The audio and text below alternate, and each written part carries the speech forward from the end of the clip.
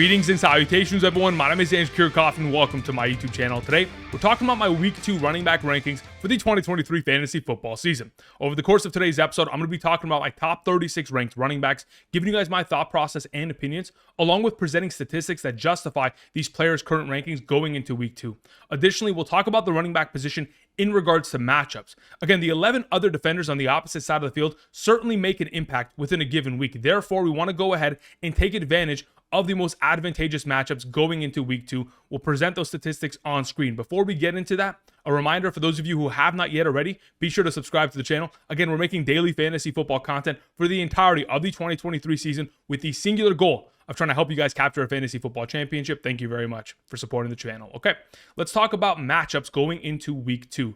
Specifically, 2023 running back rushing statistics allowed. As you guys can see, we have running back statistics in regards to rushing yards and rushing touchdowns and how many fantasy points that equated to within Week 1. The reason why I go ahead and isolate running back rushing statistics is because of the research that I've done and conducted over the last 3 seasons has found that running back receiving statistics isn't an upgrade based on a specific matchup. The overall tendency of a running back getting utilization in the receiving game often has to do with that team, the personnel, and the quarterback's tendencies to check it down on a consistent basis over the course of the season. Therefore, matchups doesn't really play a factor within this category. So we isolate running back rushing statistics. As you guys can see, the Miami Dolphins allowed the most fantasy points within Week 1 to opposing running backs. Now, even though this is only 1 week of data, as we progress throughout the season, we'll get more and more information, and it'll truly give us an indication as to which matchups we want to go ahead and focus on in regards to the running back position. But going into Week 2, we have the following data. The Miami Dolphins gave up the most fantasy points to opposing running backs, while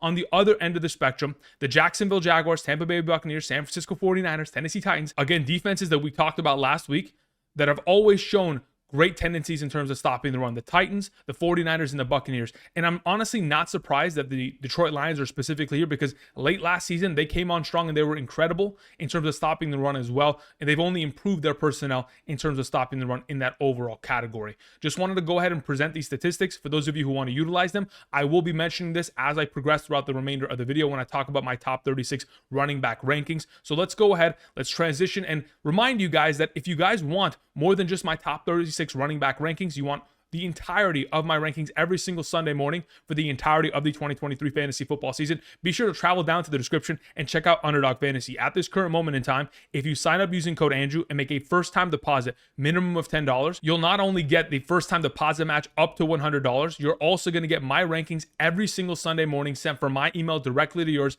Be sure to check your spam folder. These rankings consist of by position, quarterback, running back, wide receiver, tight end, kicker, and defense, by tier, half PPR, full PPR, and flex rankings. So regardless of what you're doing on Sunday morning, you have my rankings and an advantage upon your league mates in order to help you win a fantasy football championship in 2023. For those of you wondering if you're eligible, be sure to check out the map to the right side of the screen. Of course, check out Underdog Fantasy, play the Pick'ems game, draft some teams, obviously do that responsibly, and enjoy all that Underdog has to offer. Thank you very much. As of this week, speaking of what they have to offer, there is currently a Tua Tagovailoa Pick'em where it's called the 100K Sunday. If in fact you go ahead and put Tua Tagovailoa within a pick'em slip, if you're able to accurately predict that entire pick'em slip and you succeed in doing so, there will be 10 random winners that will each win $10,000 via Underdog Fantasy. Go ahead, take advantage of the opportunity, and perhaps be that winner this upcoming weekend. Thank you very much. All right, let's talk about the running back position. Beginning with our number 1, we have Christian McCaffrey going into the week. McCaffrey was our number 1 running back last week, and boy, did he deliver with 24.4 fantasy points. An incredible game of over 150 rushing yards. And quite frankly, we didn't see much utilization of Elijah Mitchell despite all of the concerns of the offseason. Elijah Mitchell potentially playing a role. The guy quite literally only had 5 rushing attempts in that game, and it was a one-sided affair and blowout. Going into this week, Kyle Shanahan and the San Francisco 49ers, they take on the Los Angeles Rams. Kyle Shanahan is undefeated against the Los Angeles Rams throughout the regular season since 2019. He's 8-0 against them.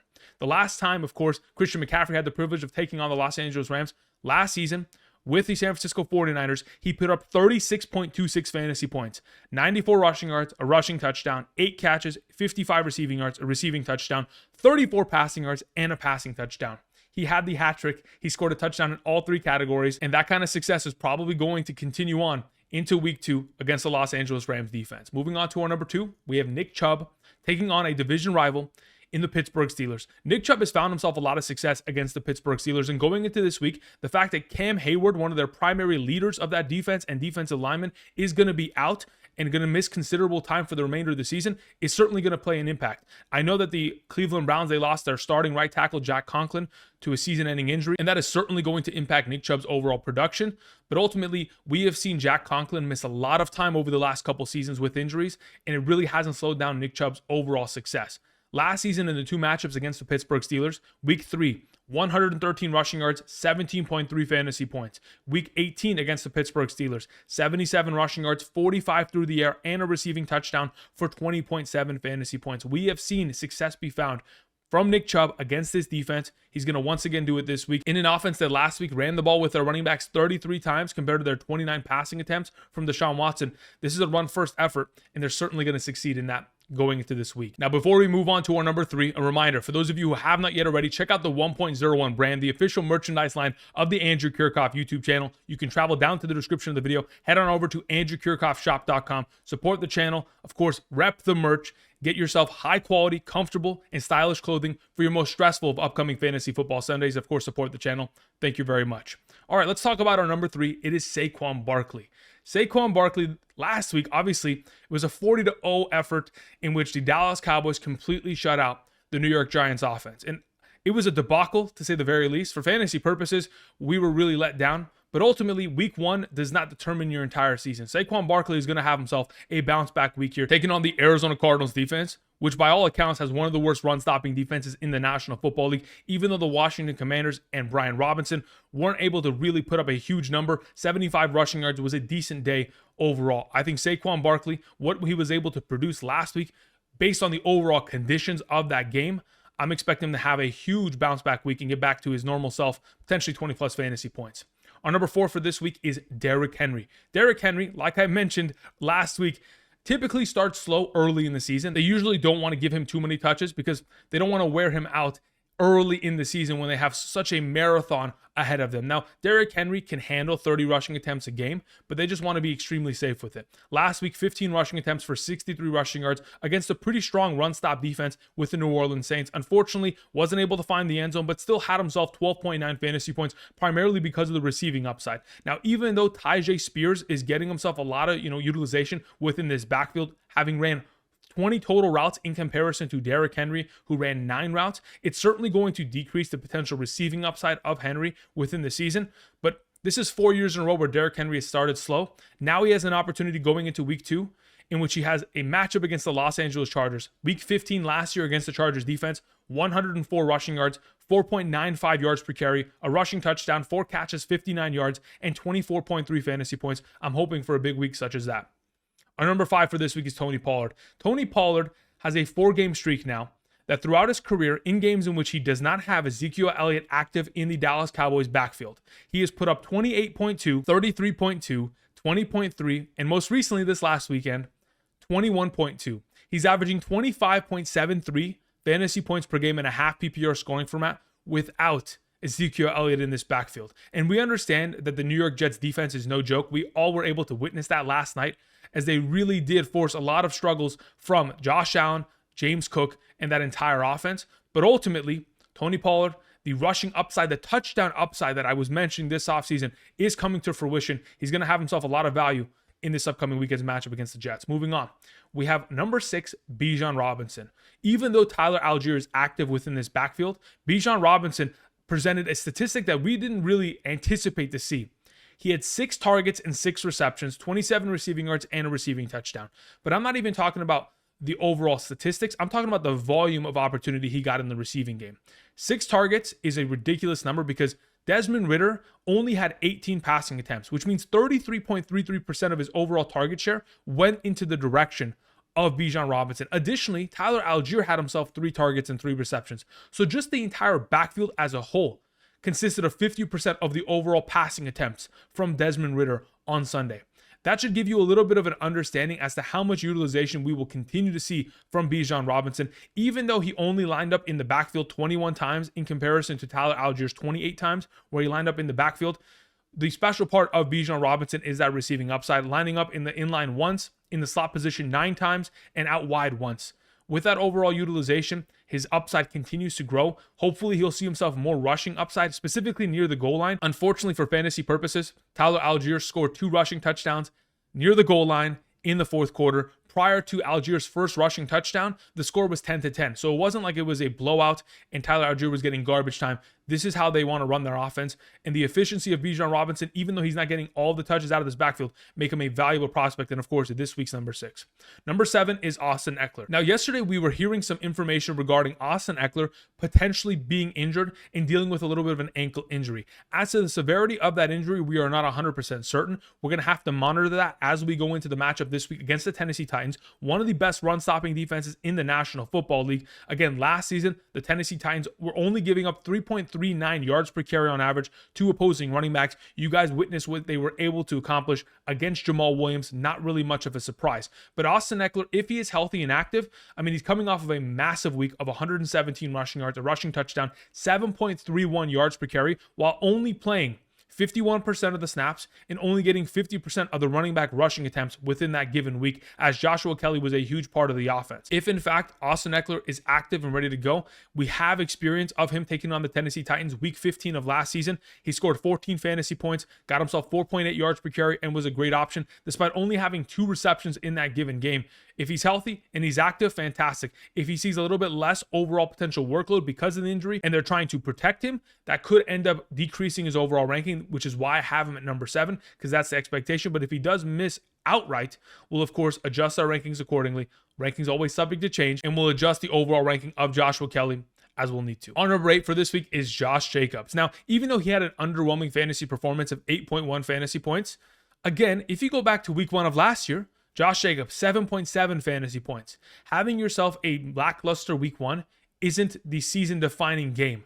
As we progress, we're going to get far more utilization, far more upside with Josh Jacobs, hopefully down in the red zone, because that is the biggest difference maker within this offense. And hopefully, he'll also see more receiving work. Only 2 catches, 23 yards isn't the numbers that we want to see a guy like Josh Jacobs be able to accumulate within a given week. They take on the Buffalo Bills. And the number one way in order to beat the Buffalo Bills is run the ball down their throat. We saw the New York Jets last night accomplish that, mainly with Breece Hall's overall efforts, as we didn't see much efficiency out of Dalvin Cook. Nonetheless, this entire backfield of the Jets accumulated 24 rushing attempts and 166 rushing yards. I'm expecting Josh Jacobs to be a huge part of this offense, specifically in the matchup, and taking advantage of the fact that the Buffalo Bills struggle in terms of stopping the run. Our number 9 for this week is Travis Etienne. Had himself a fantastic performance of 18.9 fantasy points. Takes on the Kansas City Chiefs this week. Obviously, they just most recently re-signed Chris Jones, but we have seen some experience with Travis Etienne as the starting running back of this team, taking on a Kansas City defense with Chris Jones. In fact, we saw that twice last season. In week 10, 11 carries for 45 rushing yards, 8.8 total fantasy points. Obviously wasn't able to find the end zone, but had himself a sprinkle of receiving work. In the playoffs against the Kansas City Chiefs, had himself 10 attempts for 62 yards, 6.2 yard per carry average, a rushing touchdown, a sprinkle of receiving work, and 15.5 fantasy points. Based on the fact that Travis Etienne played 56 of the overall offensive snaps on Sunday, that's 80%, and Tank Bigsby only had himself 15 total snaps, leads me to believe that Travis Etienne is continuing to maintain this RB1 role within this offense. Etienne was also able to get himself 29 routes ran in comparison to Bigby's overall 4 routes ran. This is a one-sided backfield as advertised. Travis Etienne is the real deal. Number 10 is Aaron Jones. Now, another one of these veteran running backs that is dealing with a little bit of an injury, and I'm not 100% certain as to where I can trust ranking him, but at this current moment in time, we'll have him at number 10. My assumption is that there's a potential that he could play this week based on the fact that he obviously sustained a hamstring injury on that 35-yard receiving touchdown that he scored against the Chicago Bears last weekend.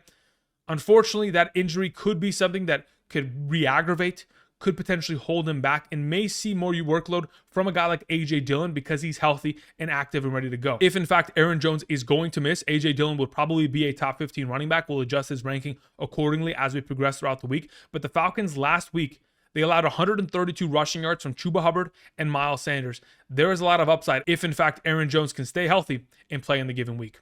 Our number 11 is Rhamondre Stevenson. Rhamondre Stevenson, despite the illness, despite the inefficiency in terms of running the ball, 12 carries for 25 yards, 6 catches, 64 receiving yards, 11.9 fantasy points, was able to kind of save his week based on that overall receiving upside. And despite the fact that we saw a lot of Ezekiel Elliott on the field, specifically Zeke played 28 snaps in comparison to Rhamondre Stevenson's 58 snaps. Again, Rhamondre Stevenson playing 73% of the offensive snaps is a really, really strong number. And going forward, he's going to get more opportunity taking on the Miami Dolphins, who gave up the most fantasy points to opposing running backs in week 1. Of course, like I mentioned earlier, we're allowing 7.31 yards per carry to a guy like Austin Ekeler.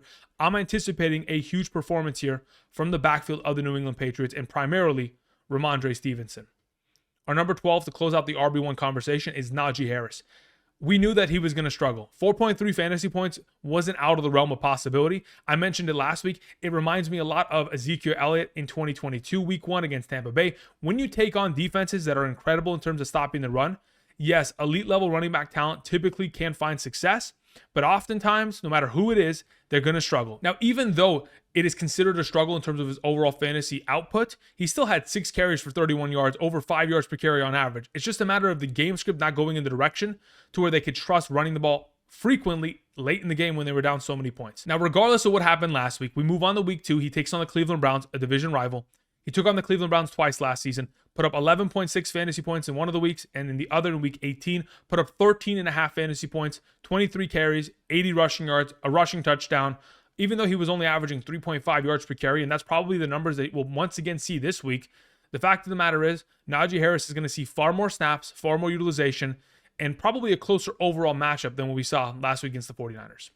Number 13 is Kenneth Walker to close out the B tier. Kenneth Walker, unfortunately, was in a scenario where the offense kind of fell apart, primarily because Geno Smith did not play well. Despite that being the case, the most promising statistic from week 1 from the Seattle Seahawks offense was the fact that Zach Charbonnet only played 11 total snaps and only had 3 total rushing attempts. In comparison to Kenneth Walker, who was on the field for majority of the game, I'm expecting Kenneth Walker to continue to be the main RB1 within this offense, who was quite efficient on Sunday with 12 carries for 64 rushing yards and 5.33 yards per carry, 4 receptions, and 5 targets.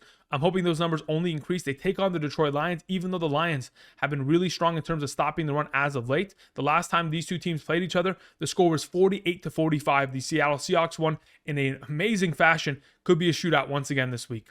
Number 14 is Joe Mixon. Man, I have a tough time trusting Joe Mixon primarily because of the matchup. Roquan Smith is a nightmare for this offense, and I truly do believe Joe Mixon has to find himself in the end zone if he wants to be a double-digit fantasy prospect within a given week.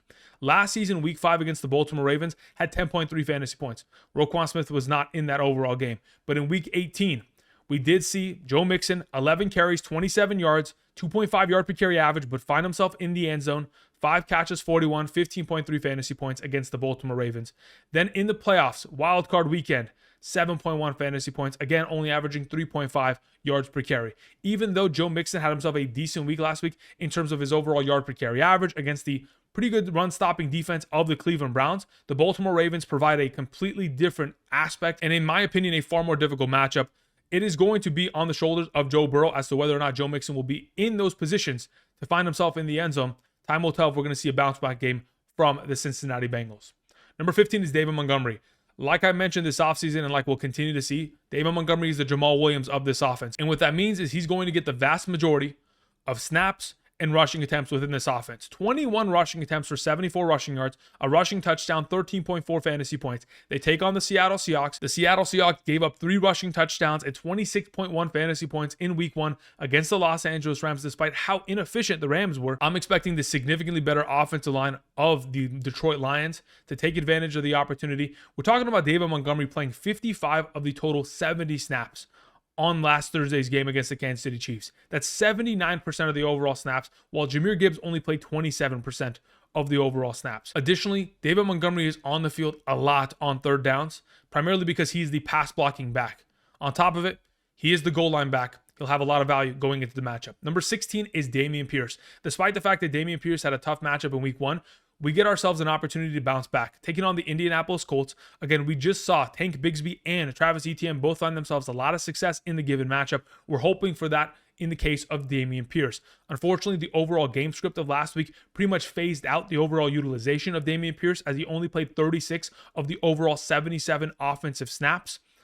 I believe that the overall matchup is not going to be as one-sided as the Baltimore Ravens and Houston Texans game. Going up against the Indianapolis Colts, a division rival, these matchups are typically close, and often we do see the Houston Texans win or tie. Specifically last season, that was the case. We're hoping for Dameon Pierce to have himself a huge workload in a bounce-back week.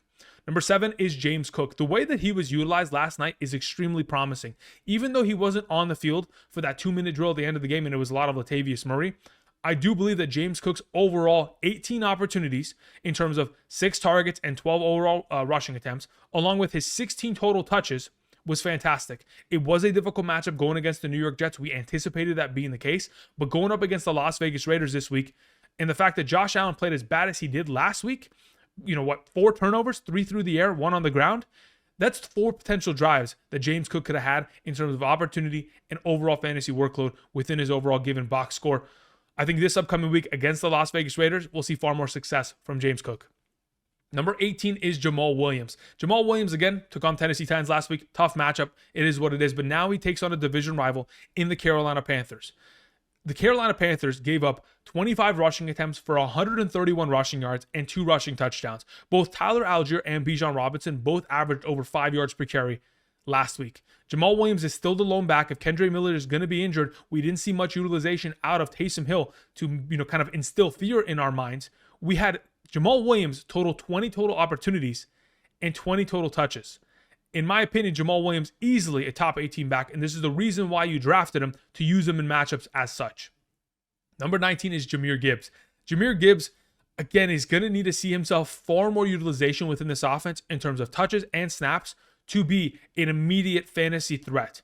Now, in terms of his overall effectiveness, 7 carries for 42 rushing yards, 6 yards per carry, 2 catches for 18 receiving yards, 9 yards per reception. Incredible numbers, to say the very least. Additionally, forced 6 missed tackles on the overall 9 touches that he had. As an offense, they're going to progress slowly into giving him more and more touches, but ultimately he's going to play that DeAndre Swift / Alvin Kamara role. He's going to get himself a lot of receiving work and utilization in that regard, and when given rushing attempts, even though they're few and far between, he is so hyper efficient with them. All he really needs to do is not trip over his own legs, and last week, this man finds the end zone very easily and has himself over 15 fantasy points and a half PPR scoring format. I truly do believe his burst, what he provides to this offense, is going to be taken advantage of. It's just a matter of how many weeks we're going to have to wait until they really unleash Jahmyr Gibbs upon the National Football League. Hopefully it's this week in a potential shootout. Number 20, we have James Conner. James Conner was decent, honestly. 5 receptions on 5 targets. Even though he was only 8 receiving yards, we will take it. They take on the New York Giants run-stop defense that obviously, that entire team as a whole were a mess. They'll probably improve, but ultimately James Conner is still going to have value, considering the Arizona Cardinals were quite competitive against the Washington Commanders. And that's not saying much, but ultimately, even though the overarching kind of theme around the Arizona Cardinals is, they want to tank, these men are going out there every single Sunday trying to continue to keep their jobs. And guys like James Conner are certainly going to fight for that. 14 carries for 62 yards, 4.4 yards per carry. If we continue to see more utilization in terms of receiving work, potentially a goal line carry that leads to a touchdown, he'll be far better than the number 20 overall player in the given week. Number 21 is Javonte Williams. Now, on Sunday morning, many of you told me in specific, Andrew, Sean Payton said that we're going to see Javonte Williams have a quote-unquote big role on Sunday. Even though I did not believe you guys, by all means, he absolutely did. And I'll take the L on that. 19 total opportunities and 17 touches. Now, even though he wasn't able to get himself a higher overall fantasy total, 7.7 points, I don't care. You guys hear me always say it. Opportunity leads to success in fantasy football. I'm always willing to start the running backs that are going to have themselves a high potential workload in comparison to those that aren't, because the way you score more fantasy points is touching the ball more often, and that's exactly what the case is with Javonte Williams. Now, even though Samaje Perine and Javonte both played identical snaps, 29 total, if we're going to continue to see the overall workload in the direction of Javonte Williams taking on the Washington Commanders this week, it's an advantageous matchup in my mind. Moving on to 22, Breece Hall, another one of these players that is coming back from an ACL injury and has proven Andrew wrong immediately in week 1. I thought that they were going to kind of ease these players back, and even in easing back Breece Hall, 10 attempts, 127 rushing yards. We know that he is capable and he's a very talented running back. The whole question I had was, is he healthy? Are they going to give him enough utilization to be able to be a fantasy relevant back? And like we witnessed, if it wasn't for his knee, this man breaks off a 70-yard rushing touchdown and puts up a 20-point fantasy performance. Unfortunately, his leg's not there yet. And eventually it will be, and it's very promising to see that he's finding success early. My only concern is Aaron Rodgers tearing his Achilles is a downgrade for all of the options within this offense, which certainly will hurt Breece Hall. Going up against the Dallas Cowboys could be a tough matchup, but I'm going to hope that his talent prevails in this given week. Moving on, we have our number 23, Miles Sanders. Had himself 18 rushing attempts, 6 targets, 24 opportunities, and 22 touches. This is what I was telling y'all about. Frank Reich wants to continue to utilize one running back at a very high capacity, a 3-down back in that overall circumstance. Even though we saw Chuba Hubbard get himself utilization, the fact of the matter is, Miles Sanders is going to be a valuable back in fantasy football. And not only that, when he is given the potential to score a touchdown down in the red zone, he's going to be a 15 to 16 point player because we know all the utilization, all the opportunity that he's going to get will present a solid floor of production, which we can only build upon for given weeks. Taking on New Orleans, not a bad matchup. Our number 24 for this week is Rachaad White. Even though he was very underwhelming with 2.29 yards per carry, and there is a looming potential in which Sean Tucker could get more rushing attempts, if in fact Rachaad White for a second consecutive year is going to be inefficient with his attempts. Ultimately, I do want to put the blame on the fact that this offensive line is injured. No more Ryan Jensen in the center position certainly makes a huge difference. One of their offensive guards are also injured.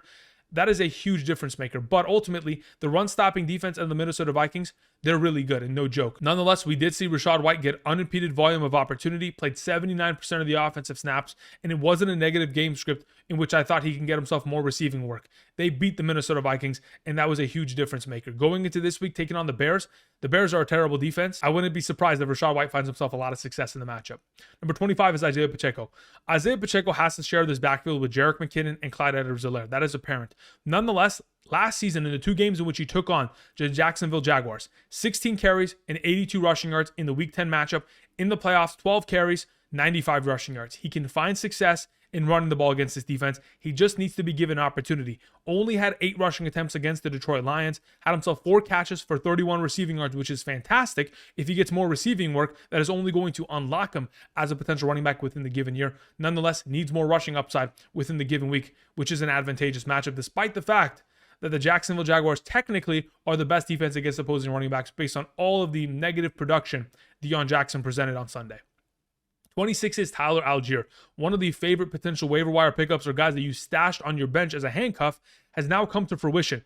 Tyler Allgeier had himself 22.9 fantasy points, 5 yards per carry, 2 rushing touchdowns, 3 catches on 3 targets. And this is very reminiscent of what we witnessed late last season throughout the fantasy playoff kind of heroics that Tyler Allgeier presented to our fantasy squads. Specifically, from weeks 15 through 18 of last season, Tyler Allgeier was averaging 21 touches per game and 16.33 half PPR fantasy points per game throughout the final 4 games of the 2022 season. I expect to see Tyler Allgeier continue his overall pace in which he lined up in the backfield 28 times in comparison to Bijan Robinson's 21 snaps as he lined up as the primary lead back in the backfield. If that's going to continue to be the case and there's going to be as much opportunity given to Allgeier as we saw on Sunday going forward, especially in a matchup against the Green Bay Packers, who I believe are not a great run-stopping defense, and the Chicago Bears are just so bad they couldn't take advantage of it, I expect Tyler Allgeier to continue to get touches, and even with the return of Cordero Patterson, he's a better running back than the 32-year-old Patterson, which will keep Tyler Allgeier in the mix and fantasy relevant. Number 27, another one of these potential waiver wire darlings, we have Kenneth Gainwell. He is clearly the starting running back. And even though many of you in the comment section pointed out, Andrew, Nick Sirianni said, I don't ever want to come out of a game where Swift only has 2 touches. I understand that that was his quote, but the fact of the matter is, actions often speak louder than words. And the fact that Kenneth Gainwell played 41 of the total 66 overall offensive snaps, 62% of the snaps, Swift had 19 total snaps and only 2 touches. Even if Swift is going to get more touches, Kenneth Gainwell clearly is the main running back that they trust within this backfield. And if that'll be the case, going into the Thursday night matchup against the Minnesota Vikings, I expect Kenneth Gainwell to get very similar production. The only thing holding him back is a potential rushing touchdown that can get him into the RB2 conversation. Number 28 is Alexander Mattison. Speaking of the Thursday night game, I do not trust Alexander Mattison because I don't trust his offensive line. Garrett Bradbury, their starting center, injured, left the game. Additionally, their left tackle, Christian Darrisaw, is on the early injury report going into Thursday's game against the Philadelphia Eagles. Incredible defensive line that, of course, stuffed Rhamondre Stevenson for 12 carries, 25 rushing yards. It wasn't a great day, and the expectation is that Alexander Mattison is going to have a very difficult matchup on hand. The fact that he struggled against the Tampa Bay Buccaneers wasn't really a surprise, and additionally, it's probably going to be the same thing this week. Last season, week 2, we also saw the Minnesota Vikings take on the Philadelphia Eagles. Specifically, it was a Monday night game in which we saw the Minnesota Vikings get completely slaughtered 27-0. Dalvin Cook did nothing. Kirk Cousins had the worst game that I've seen him play in quite some time, 3 interceptions. And I truly do believe the fact that there's an injured offensive lineman already and potentially 2 missing on Thursday, Alexander Mattison is not in the most advantageous position going into the week. Number 29, we have Bijan Robinson. Played very well. On the overall opportunities he was given, 20 total touches. That is incredible. 59 rushing yards on 19 total opportunities. Only a 3.11 yard per carry average isn't fantastic. But the fact that Antonio Gibson is a no-show within this backfield is really important because the unimpeded volume of opportunity makes a difference. The fact that we saw Bijan Robinson play 60% of the snaps and outtouch Antonio Gibson 20-4, and on top of it ran just as many routes as Antonio Gibson, leads me to believe that Eric Bieniemy wants to continue to utilize Bijan Robinson as the quote-unquote kind of Isiah Pacheco of this offense going forward. Obviously, he requires a touchdown to find even more fantasy success, and that's why I have him at number 29 going into the matchup this week. Number 30 is Raheem Mostert. Now, Raheem Mostert is in a really tough spot. I mean, the New England Patriots run-stop defense is pretty strong.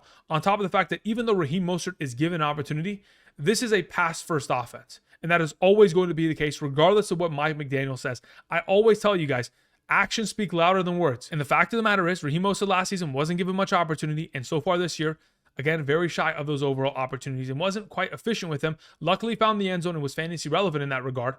But going against the New England Patriots is not going to be easy. Last season in the 2 matchup against them, put up 3.7 points in week 1, and then followed it up with a week 17 matchup with a backup quarterback. He had 8 catches on 8 targets, 62 yards, and a receiving touchdown, 19.1 fantasy points. Skylar Thompson really liked to check it down, but I don't really think we're going to have that high of upside within a given week. Raheem Mostert is an RB3. Moving on to number 31, we have Zack Moss. Considering the fact that he was limited all of last week with the injury that he, of course, sustained during training camp, he is back from the broken forearm. If he is, in fact, ready to go and active, he is the starting running back, clear and away. Evan Hull is going to miss multiple weeks due to a knee injury. Deion Jackson fumbled twice last week, and there really isn't anybody else in order to compete with him for rushing attempts. Late last season, week 18 of the 2022 year, 18 rushing attempts, 114 rushing yards, a rushing touchdown, 19.6 fantasy points against the Houston Texans. He takes on the Texans this week, luckily for him. Number 32 is A.J. Dillon. A.J. Dillon, again, can have himself a far higher overall ranking within the given week if, in fact, Aaron Jones is going to miss time. But let me go ahead and give you guys an indication as to what we may potentially see even if Aaron Jones is active. In 2021, we saw from weeks 10 through 18, Aaron Jones dealing with an injury. Throughout that span of time, because of the fact that Aaron Jones was either out or dealing with an injury and was active in those games but not a full participant, A.J. Dillon was averaging 16.3 touches per game and 13.6 fantasy points per game and a half PPR. You go to 2022, similar in the same idea where when Aaron Jones gets injured late in the season from weeks 12 through 18, we saw A.J. Dillon averaging 13 touches per game and 13.58 fantasy points per game. We have seen a history in which when Aaron Jones gets injured, A.J. Dillon becomes a far bigger part of the overall offensive scheme. And with that being the case, coming off a week where he had 13 rushing attempts already, only 19 rushing yards, obviously wasn't efficient with his touches. But if given the entirety of this backfield, could very easily be a top 15 running back within the given week, taking on the Atlanta Falcons defense. Number 33 is Gus Edwards. My expectation is that Gus Edwards is going to be the starting running back of this team. Obviously, the receiving work that these running backs find is going to be minimal, so I don't really trust Justice Hill to get the job done, even if he's going to be the third down back. I want the early down production, and considering this team is not signing anyone and just elevating Melvin Gordon off the practice squad, you got to remember that Gus Edwards throughout his career, 2018, 19, 20, and 22, in all 4 of those seasons, was able to have a 4.9 yard per carry average or better for the Baltimore Ravens offense. Last season, in the 2 games in which the Baltimore Ravens took on the Cincinnati Bengals, specifically in week 18, the backfield combined for 27 attempts, 110 rushing yards, and a rushing touchdown, all for 19.9 fantasy points. And in the wild card game against the Cincinnati Bengals the week after, 25 attempts for 101 rushing yards, 7 catches, 66 receiving yards, a receiving touchdown, and 26.2 fantasy points. We know what the Baltimore Ravens are probably going to do against Cincinnati Bengals: play great defense and run the ball effectively. I'm expecting that to be done with Gus Edwards. Number 34 is Dalvin Cook. Now, even though Dalvin Cook was not efficient, he was given 16 total touches and opportunities. That is no joke. And the expectation going forward is that we're going to see these running backs, Breece Hall and Dalvin Cook, get themselves a lot of utilization because they want to hide Zach Wilson. Without Aaron Rodgers there, they have to check it down to the running back often. They have to run the ball often. Hopefully this offensive line can hold up against the Dallas Cowboys front 7 that obviously played well against the New York Giants. Number 35 is Khalil Herbert. Even though we saw Roschon Johnson score a touchdown in the 4th quarter, it was with 2 minutes remaining. Nonetheless, Roschon Johnson is going to continue to get himself into the mix. And if, in fact, Khalil Herbert cannot do much with his overall rushing attempts this upcoming week against the Tampa Bay Buccaneers, again, it's a tough matchup. That is a given. If he's not able to do enough, he may get phased out of the overall matchup, as Roschon Johnson, as the receiving back of this team, may see more utilization because it's so difficult to run on the Tampa Bay Buccaneers front seven. Therefore, I have him at 35. The final option is Samaje Perine with his glorious beard and bald head, very similar to myself. We have Samaje Perine, who's coming off a week where he had 12 opportunities, 12 touches, 9.8 fantasy points, over 5 yards per carry on average, and nearly 10 yards per reception. As a whole, Samaje Perine was very effective with his touches. Therefore, I expect him to continue to get utilization within this backfield in an offense that, of course, wants to hide Russell Wilson at times, with Javonte Williams and Samaje Perine primarily being the backbone of this team going forward. All right, that's going to cover it for me today. Thank you, everybody, for watching. If you guys have not yet already, again, be sure to subscribe to the channel if you enjoyed today's content. We'll be back tomorrow with wide receiver rankings at a top 36 capacity. Outside of that, be a friend, tell a friend. If you guys have not yet already, of course, check out Underdog Fantasy. Sign up today using code Andrew. Make that first time deposit minimum of $10 and get my rankings every single Sunday for the remainder of the season. Take advantage of the pick'em this week with Tua Tagovailoa and potentially win yourself $10 grand via Underdog Fantasy. Until tomorrow, thank you everybody for watching, and I'll see you guys. Peace.